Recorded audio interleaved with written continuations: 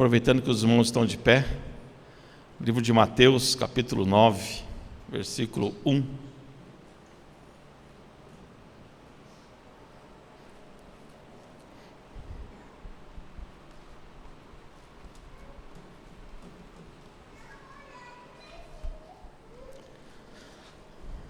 Mateus, capítulo 9, versículo 1 e o 2. Amém? Todos acharam? Na minha versão, a King James, diz assim: e entrando no barco, passou para o outro lado e chegou à sua cidade. E eis que lhe trouxeram um homem paralítico, deitado em um leito. E Jesus, vendo a fé deles, disse ao paralítico: filho, tem bom ânimo, teus pecados estão perdoados. Amém? Feche teus olhos. Pai querido, em nome de Jesus, fala conosco nesta noite, Senhor. Pai, nós lemos a Tua palavra, Senhor.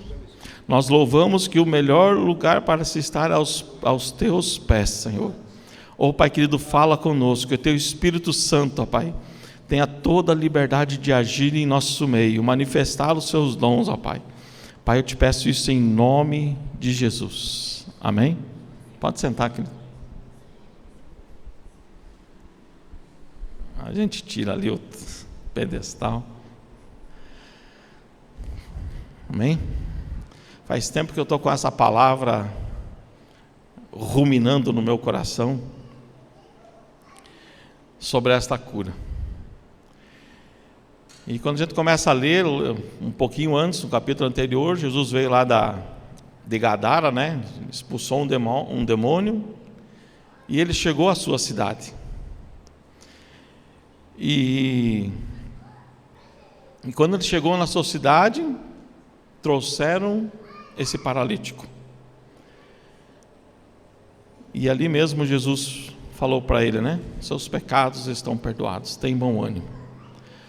Mas quando a gente analisa o texto, quando a gente para ler minuciosamente, a gente vê que quem levou o paralítico foram os amigos.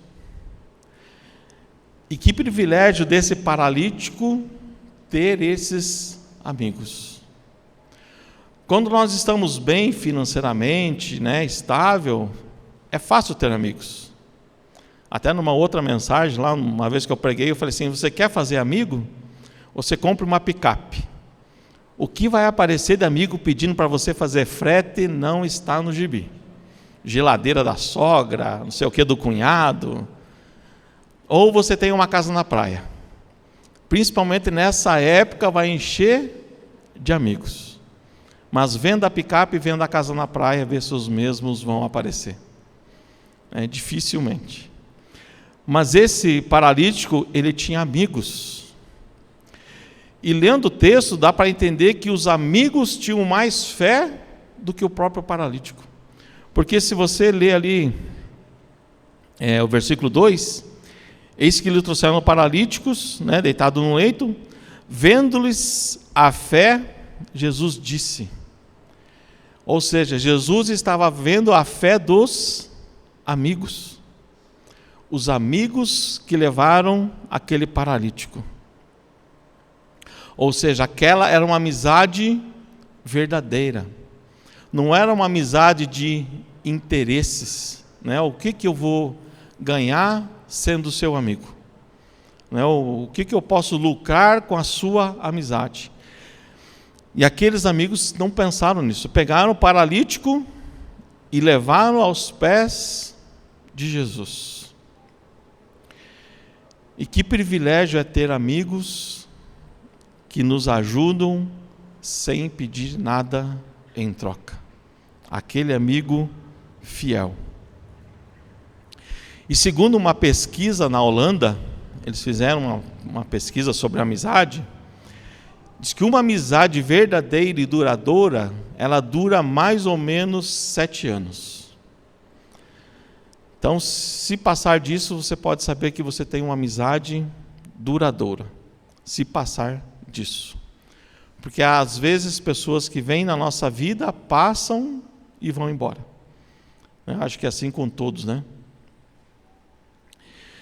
Mas vendo os amigos da Bíblia, eu não posso deixar de citar alguns aqui. A começar pelos amigos de Jó. Num primeiro momento, quando eles foram ver Jó, eles não reconheceram Jó. E quando eles viram que era Jó, eles sentaram, rasgaram suas vestes, jogaram terra sobre suas cabeças, né, os três. E os três ficaram 7 dias em jejum absoluto. Eles não comeram, não beberam e não falaram. Então, num certo ponto, eles se mostraram verdadeiros amigos. Mas para aquela época, eles tinham uma cultura que se alguém pecasse e fizesse qualquer coisa contra Deus, e se alguém jejuasse por 7 dias, né, no 8º dia a situação iria mudar e Deus iria perdoar. Foi justamente o que não aconteceu com Jó. E aqueles que eram amigos passaram a ser acusadores. Mas também tem a história de Gideão. Acho que todos conhecem a história de Gideão. Salvou Israel com 300 homens e tudo mais. Mas quando nós vamos ver minuciosamente, tinha um homem chamado Purá. E Purá ficou do lado de Gideão. E quando a gente lê a palavra de Deus, a gente vê que Gideão tinha um certo receio. Deus já tinha falado com Gideão, né, mostrado, Gideão fez prova, Deus mostrou a prova, falou que estava com ele, mas mesmo assim ele tinha medo do que iria acontecer, e o próprio Deus falou assim: pegue o seu servo, o seu amigo Purá. E Purá desceu com Gideão, ouviu o sonho dos medianitas, voltou e apoiou Gideão. Um verdadeiro amigo. E o que falar de Abraão, que foi chamado amigo de Deus? Tamanha intimidade que Deus teve com Abraão, que Abraão teve com Deus, que chegou ao ponto de Deus falar assim: ocultarei alguma coisa ao meu amigo Abraão? E ali ele mostrou tudo o que aconteceria em Sodoma e Gomorra. E tem aquela conversa de Abraão com Deus: se tiver 50, né? Não quero me estender nessa parte. Mas quando a gente lê lá, Deus mostrou tudo para Abraão. E o mais interessante na história de Abraão, que quando Deus falou assim: pega teu filho, o filho da promessa, e me sacrifica ele. E Abraão pegou o seu filho, e o mais interessante é que ele andou 3 dias até chegar ao Monte Moriá. E quando chegou no Monte Moriá, o filho dele fala: pai, está aqui o fogo, o cutelo, a lenha, mas cadê o cordeiro? E ele falou: Deus proverá. Tamanha a confiança que ele tinha em Deus. E Deus providenciou o cordeiro na hora H. Mas quando nós vamos lá para João 8,56, está escrito assim, que Abraão viu o dia do Senhor. E quando a gente estuda mais o original e tudo mais, a gente vê que Abraão viu toda a obra da cruz. Tudo aquilo que Jesus iria passar na cruz, morrer e ressuscitar, Deus tinha mostrado a Abraão. Por isso que ele falou para os seus servos: nós vamos subir, eu e meu filho, e nós desceremos, porque ele sabia que o filho dele iria ressuscitar. Ele tinha essa plena certeza, porque ele confiava em Deus. Amém? E Tiago 2,23 diz assim: e cumpriu-se a escritura que diz: e creu Abraão em Deus, e foi-lhe isto imputado como justiça, e foi chamado amigo de Deus. Aí eu venho perguntar: que tipo de amigo nós estamos sendo? Será que nós estamos sendo esses amigos fiéis, como esses 4 que levaram o paralítico? Será que nós apresentamos a Jesus, o verdadeiro Salvador, aos nossos amigos, a quem nós queremos bem? Será que nós somos amigos de Deus, como Abraão foi?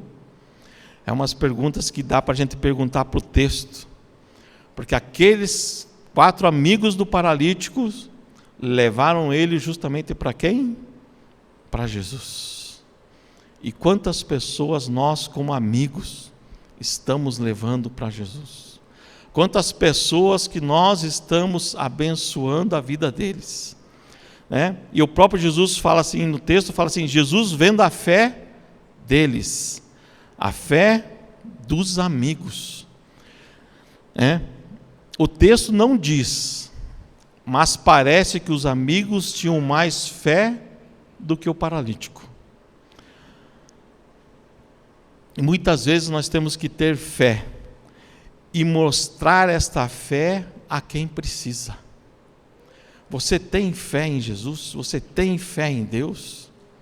Às vezes tem pessoas do nosso lado que não acreditam, falam assim, olha, eu não acredito que vai acontecer alguma coisa, Deus não pode fazer, mas Deus pode. Então tenha fé às vezes pelo seu amigo, pelo seu cônjuge. Quantas vezes eu fiquei entristecido no meu trabalho, eu trabalhava com vendas, e quem trabalha com vendas sabe como é que é, né? Às vezes você ganha, às vezes você não ganha nada. E eu ficava triste, quem me apoiava era a minha auxiliadora, minha esposa. Ela falava, tenha fé que vai dar certo. Vai dar tudo certo. E muitas vezes o que falta para nós é uma palavra de encorajamento. Às vezes nós entramos assim numa tristeza, ou numa depressão, ou numa angústia, mas às vezes nós esperamos de um amigo nosso uma palavra de encorajamento. Eu nunca vou me esquecer de duas situações que eu estava nessa situação, estava desanimado, e veio o irmão Segundo Bercossi, alguns aqui conhecem ele, né? Ele já está na glória com o Senhor, e ele sem saber de nada me abraçou e me lançou uma palavra. Aquela palavra que ele lançou sobre a minha vida bastou para mudar a situação, a minha situação. Então às vezes Deus quer usar eu e você. Deus quer nos usar às vezes como instrumentos para várias pessoas. E às vezes é apenas uma palavra de encorajamento que você dá para o seu amigo e muda tudo.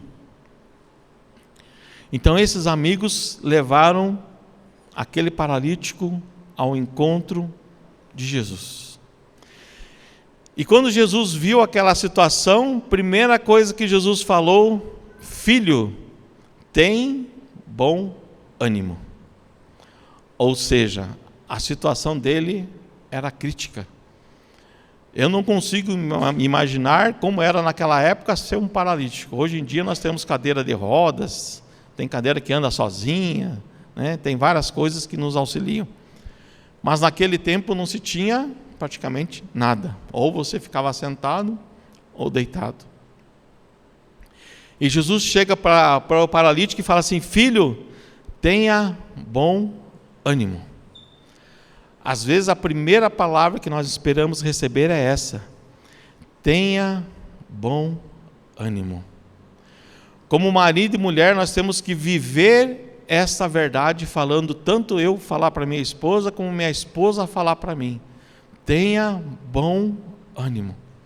Às vezes as coisas ficam difíceis, mas a palavra que tem que sair da nossa boca é, tenha bom ânimo.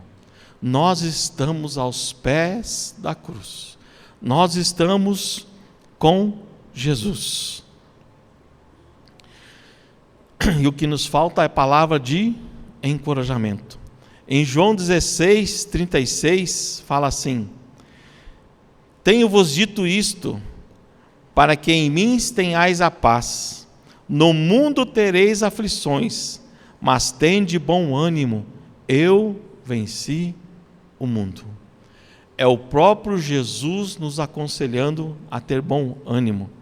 Em Isaías 41:10 ele fala assim, não temas, porque eu sou contigo, não te assombres, porque eu sou o Senhor teu Deus. Eu te fortaleço e eu te ajudo e te sustento com a destra da minha justiça. Eu quero... Quando eu era jovem que eu digo, uns 16, 17 anos, os meus pais se separaram.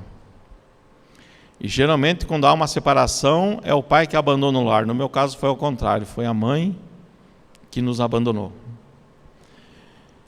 E quando a mãe nos abandonou, eu e meu irmão, a situação ficou difícil, porque quem fazia almoço e café para o meu pai era eu. Meu pai era mecânico diesel, quem lavava a roupa do meu pai era eu. E quem fazia almoço, janta e cuidava do meu irmão era eu. E quando meu pai recebia o pagamento, ele me dava o pagamento dele e falava assim: vá lá e paga as contas. E nós tínhamos um apartamento ali no SIC, e logo no primeiro mês, quando eu fui pagar o condomínio, eu lembro até hoje que eu cheguei, queria pagar o condomínio, a mulher falou assim: não, teu apartamento está indo para leilão. Eu falei: como indo para leilão? Faz 1 ano que vocês não pagam o condomínio. E aquilo me desesperou. Eu falei assim: cara, imagina ser despejado do nosso imóvel, né? E eu falei para a mulher: então deixa eu pagar uma prestação e mês que vem eu pago de 2 em 2. Ela: não, você tem que pagar no mínimo tudo agora, senão teu apartamento vai para leilão. E eu saí daquela empresa, fui lá na empresa do meu pai, conversei com ele, ele conseguiu um dinheiro emprestado, eu fui lá e consegui pagar 3 prestações atrasadas do condomínio. E assim foi, várias situações. Eu acho que eu já contei que o meu café da manhã era café preto e põe margarina, o almoço era café preto e põe margarina, e a janta era margarina com café preto. E teve uma vez que eu estava lavando a roupa em casa, e quem é mulher sabe, né? Que homem eu acho difícil. Tinha aquelas máquinas de madeira da Miller, que virava assim, check, check, check. E eu lavando a roupa do meu pai, a madeira estava podre, e aquela madeira quebrou, aquela água correu pelo apartamento, a roupa, né? E naquela hora me bateu um desespero, eu falei assim: eu vou me suicidar. E eu fiquei: por que eu tenho que passar por isso? Mas o Senhor me segurou. E Ele me deu uma palavra que está lá em Isaías 43. E fala assim: mas agora assim diz o Senhor que te criou, ó Jacó, que te formou, ó Israel, não temas, porque eu te remi e chamei-te pelo teu nome, tu és meu. Quando passares pelas águas, eu serei contigo. Quando passares pelos rios, eles não te submergirão. Quando passares pelo fogo, não te queimarás, nem a chama arderá em ti, porque eu sou o Senhor teu Deus, o Santo de Israel, o teu Salvador. Dei o Egito por teu resgate e a Etiópia e Seba por ti, porque eu te amo. Essa palavra me sustentou todos esses anos. Foi uma fase fácil? Não foi. Foi uma fase difícil, que meu pai entrou em depressão, e para ele se livrar da depressão, ele ia para o boteco. Então foi uma fase assim de muita oração, muito joelho. E depois de um certo momento da nossa vida, meu pai achou uma companheira, uma mulher lá de Joinville. E ele viveu com essa mulher alguns anos. E numa dessas idas dela para Joinville, para ela receber a aposentadoria, ela foi e não voltou mais, porque ela acabou falecendo. Ela morreu dormindo. Ela veio, conheceu a palavra, conheceu a Cristo, voltou para Joinville e não voltou mais. Meu pai entrou numa depressão pior. E começou toda a luta de novo. Mas Deus nunca me desamparou. Meu pai se ergueu, foram anos de luta, meu pai se ergueu, se restabeleceu, voltou a servir ao Senhor, casou de novo, foi trabalhar nos Gideões, se libertou do vício dele, e quando estava no melhor da vida dele, o Senhor o levou. No momento eu fiquei triste, mas depois eu entendi que aquela era a hora do Senhor levar ele. O Senhor curou as suas mágoas, as suas dores, tudo que ele passou, e nos manteve firme. Até me perdi aqui. E Josué recebeu a mesma promessa: tenha bom ânimo, não temas nem te espante, porque eu sou contigo aonde fores. Eu não sei qual é a dificuldade da tua vida, qual é a ansiedade da tua vida, mas eu vou te dizer, tenha bom ânimo. O Senhor diz, eu estou contigo. Pode vir o mar, pode vir rio, pode passar pelo fogo, não te queimarás, por quê? Porque eu estou contigo. Amém?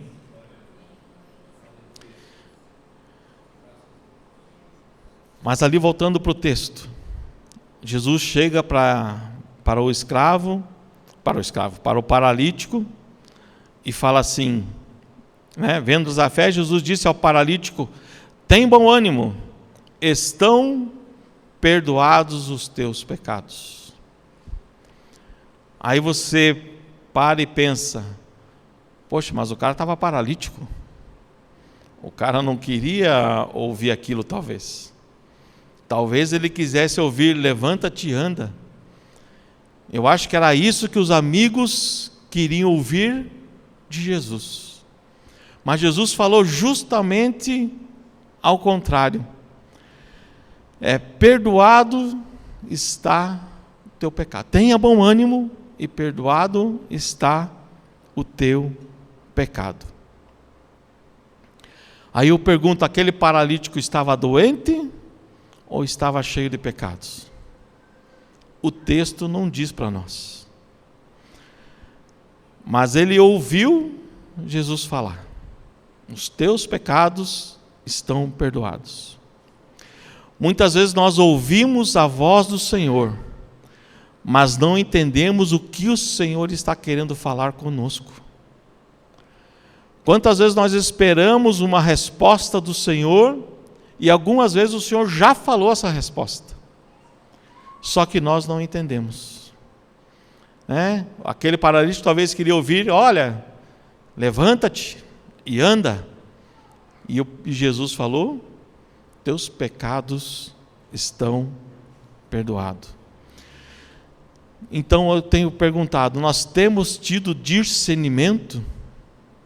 Será que nós sabemos ouvir realmente a voz de Deus? Será que nós conseguimos saber o que Deus quer da vida de cada um de nós? E o principal, se é Deus que está falando ou não. Eu lembro que uma vez eu estava no mercado, fazendo compras nossas, eu e a Dora, e veio aquela voz do Senhor, compra uma caixa de leite. Eu falei assim, caixa de leite? Eu falei, tá bom. Aí fomos lá, pegamos uma caixa de leite, e leva lá para minha serva. E eu falei para a Dora, Dora, eu estou sentindo de comprar uma caixa de leite, só isso, e levar lá para uma amiga nossa. Ela e eu também. Então, graças a Deus, conseguimos discernir. Quando nós chegamos lá com a caixa de leite, aquela mulher falou assim, olha, hoje eu dei o último leite para minha filhinha de manhã. E eu orei para Deus, Deus providencia uma caixa de leite para mim. E graças a Deus que nós, eu e a minha esposa, pudemos ouvir e discernir a voz de Deus. Outra vez eu estava chegando na minha casa, que eu moro na linha do expresso, né? Então às vezes tem que dar a volta. E estava lá o carrinheiro, eu vi um carrinheiro e eu dei a volta e falei para a Dora assim, cheguei em casa e falei assim, Dora, corre lá e dá R$50 para aquele cara. E eu tinha certeza que foi Deus que tinha me mandado dar aquele dinheiro. E a Dora correu e deu para aquele carrinheiro, e aquele carrinheiro falou assim, eu acabei de orar a Deus, que era a época de Natal, pedindo, Senhor, eu como pai, deixa eu dar uma ceia digna para os meus filhos. E ele estava com aquele carrinho vazio. E quando a Dora deu os R$50 na época, ele glorificou a Deus e falou assim, agora eu posso dar uma ceia digna para os meus filhos. Então muitas vezes Deus quer nos usar nas pequenas coisas. A palavra de Deus fala assim, sê fiel no pouco e no muito te colocarei.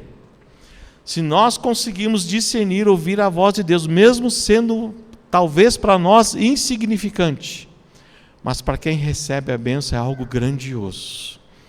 E como é maravilhoso receber as bênçãos do Senhor, como é maravilhoso você se sentir usado pelo Senhor.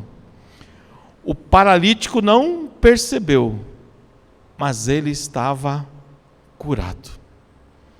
Ele não se sentiu curado, mas ali eu creio que pelo poder de Deus, pelo poder de Jesus, ele já havia sido curado. E quando nós falamos para doenças, e hoje por coincidência o pastor chegou, eu cheguei aqui, o pastor falou assim: eu estou rengo hoje, eu estou doendo aqui, estou doendo ali. E mal sabia o pastor que eu ia pregar sobre cura. Há doenças que vêm na nossa vida que são para a glória de Deus, mas há doenças que vêm por causa do nosso pecado. Se você abrir lá em João 9, do 1 ao 3, diz assim: enquanto Jesus caminhava, viu um homem cego de nascença, e os seus discípulos perguntaram: mestre, quem pecou para que este homem nascesse cego? Ele ou os pais dele? Então, na época, eles tinham aquela cultura: se alguma coisa estava acontecendo errado, é porque alguém tinha pecado. E Jesus respondeu: nem ele pecou, nem os pais dele, mas isso aconteceu para que nele se manifeste as obras de Deus. Acontecem situações na nossa vida que é para se manifestar a glória de Deus. Às vezes nós temos que passar pelo vale. Para quem veio aqui quarta-feira, acho que eu falei sobre isso. Às vezes nós temos que passar pelo vale. Deus deixa nós ficar no vale para nós sermos treinados, para quando vier as lutas nós possamos vencer, e quando vier outros amigos nós possamos aconselhar, falando assim: eu já passei por isso. Mas algumas enfermidades são geradas por causa do nosso pecado, por causa da nossa infidelidade com Deus. Mas a boa notícia é que, mesmo sendo pecado ou sendo enfermidade, Jesus levou sobre ele na cruz do Calvário. Em Isaías 53, 4 fala assim: verdadeiramente ele tomou sobre si as nossas enfermidades e as nossas dores levou sobre si, e nós o reputávamos por aflito, ferido de Deus e oprimido. Então ele levou as nossas dores do nosso corpo, da nossa alma e do nosso espírito. A cura do nosso corpo é a expiação do Calvário. Vou falar de novo. A cura é a expiação do Calvário. Quando nós reparamos nos textos bíblicos, quando se fala de expiação dos pecados, se fala também de cura. Os dois estão atrelados. Se você abrir lá em Romanos 5,17. Romanos 5,17 fala assim: porque se pela ofensa de um só a morte reinou por este, muito mais os que receberam a abundância da graça e o dom da justiça reinarão em vida por um só, Cristo Jesus. Nós estamos no tempo da graça. A Bíblia fala: em tudo dai graça. O apóstolo Paulo fala isso, se não me engano, aos Efésios. Em tudo dai graça. Só que muitos estão sofrendo, vivendo aquela angústia, dor, depressão e tudo mais. Estou passando por isso, mas eu dou graças a Deus por isso, porque é a vontade de Deus. Será que essa é a vontade eterna de Deus para nossas vidas? Será que nós temos que viver esta vida aqui sempre com lutas, dificuldades? Porque pelo que nós lemos aqui, o dom da justiça reinarão em vida. Nós temos que muitas vezes passar pelo vale, mas não ficar no vale, porque nós somos mais do que vitoriosos em Cristo Jesus. Nós vamos ter uma vida enferma, passaremos por aflições pelo vale, mas nós somos mais do que vencedores. Aí eu venho perguntar: nós cremos na cura divina? Você crê na cura divina do Senhor? Você já tomou posse da promessa de Jesus? Eu volto a repetir o versículo de Marcos 16, 17, e fala assim: e estes sinais seguirão aos que creem, em meu nome expulsarão os demônios, falarão novas línguas, pegarão nas serpentes, e se beberem alguma coisa mortífera, não lhes fará dano algum, e porão as mãos sobre os enfermos, e os curarão. Você crê nessa promessa para a tua vida? Você crê que se você orar e você colocar a mão sobre um enfermo, ele será curado? Seja sincero com você mesmo. Se você crê, tome posse disso na tua vida. Amém? Em Mateus 8,17 fala quase a mesma coisa. Para que se cumprisse o que fora dito pelo profeta Isaías, que diz: Ele tomou sobre si as nossas enfermidades e levou as nossas doenças.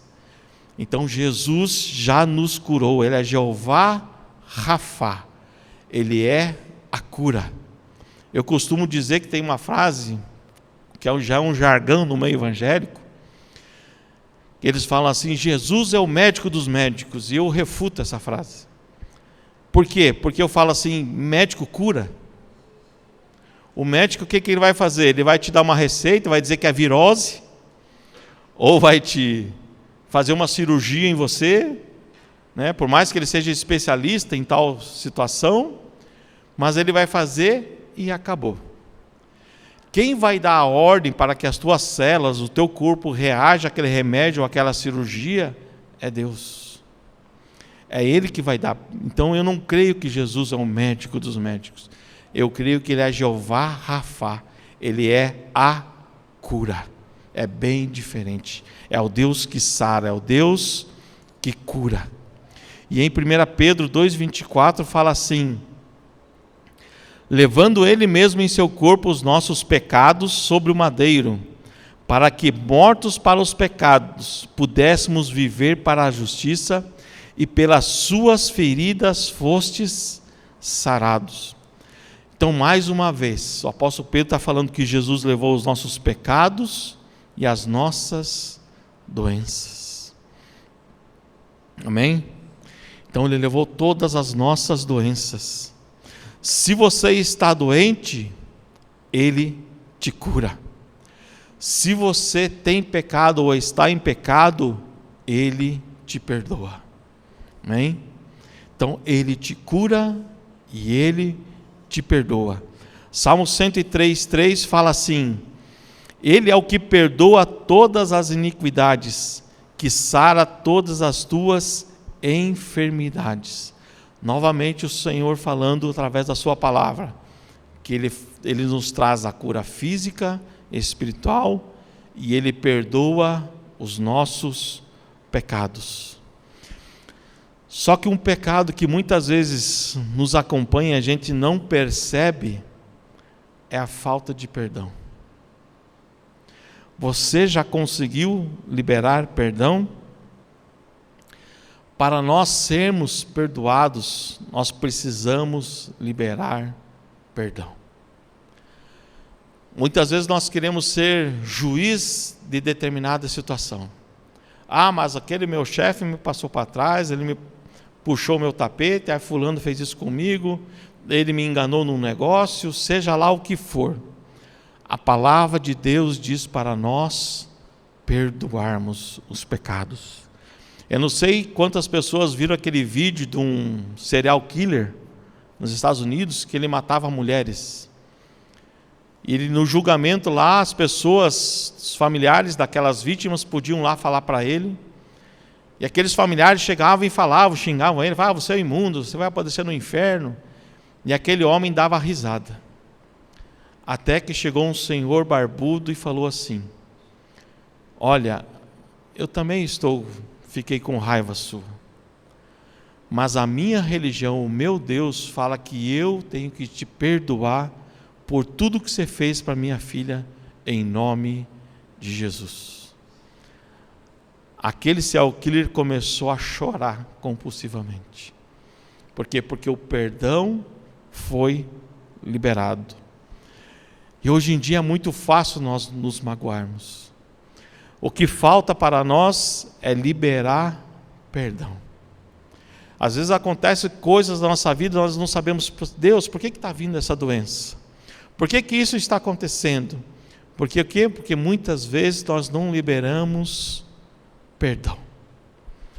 Se você for no hospital do câncer, e perguntar para aquelas pessoas, 90% delas vão dizer que elas têm mágoa ou rancor de alguém que eu não posso ver fulano na minha frente ou ciclano na minha frente. O que é isso? Falta de perdão.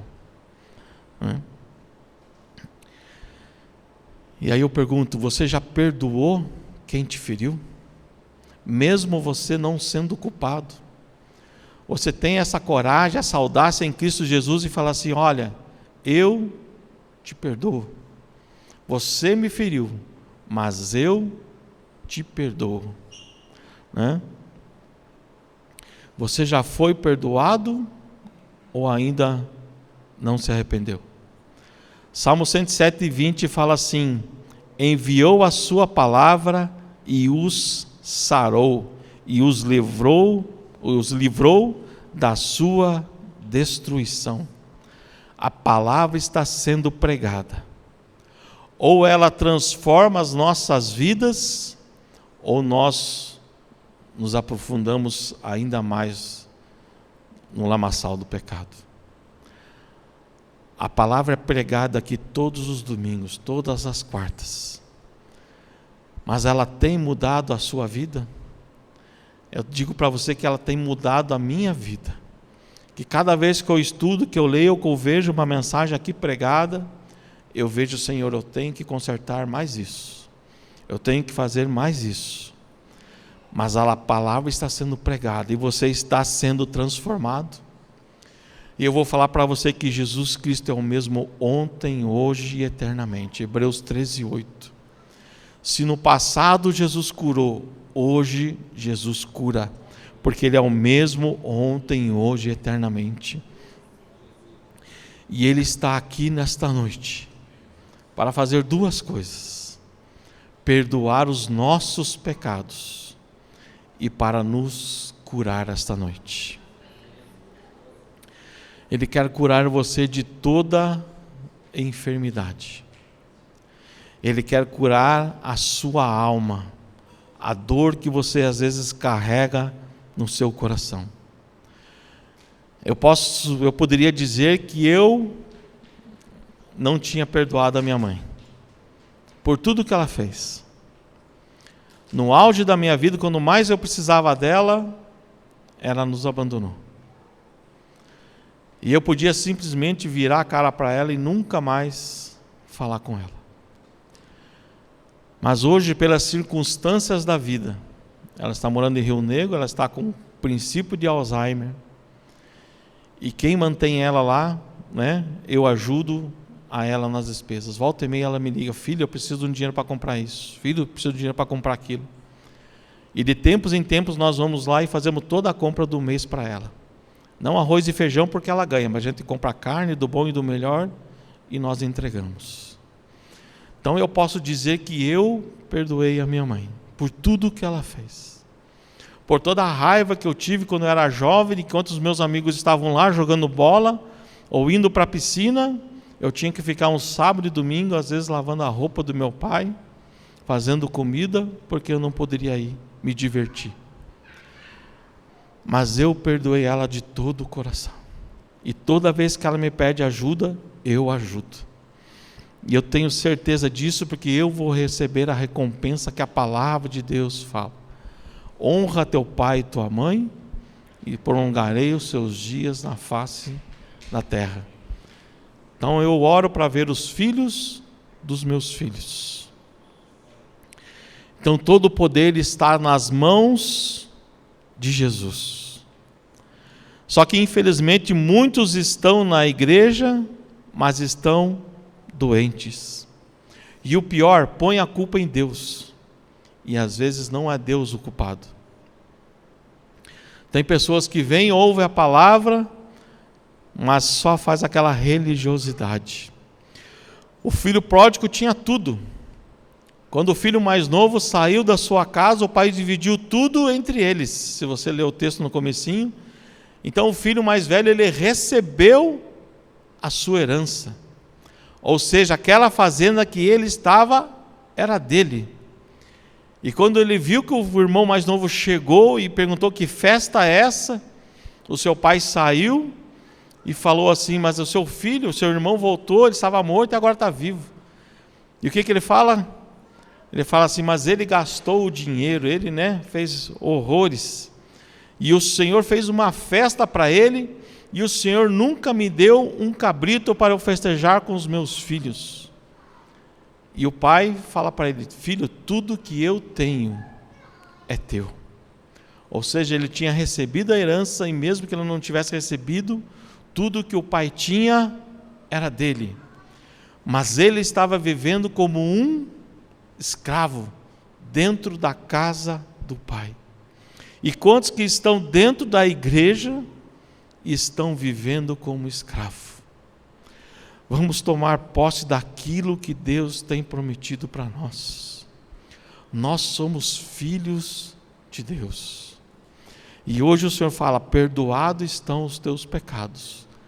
E se você ler o texto lá de Mateus 9, você vê Jesus falando assim: o que é mais fácil falar? Perdoados estão os teus pecados? Ou levanta-te e anda? Amém? Fica de pé, querido.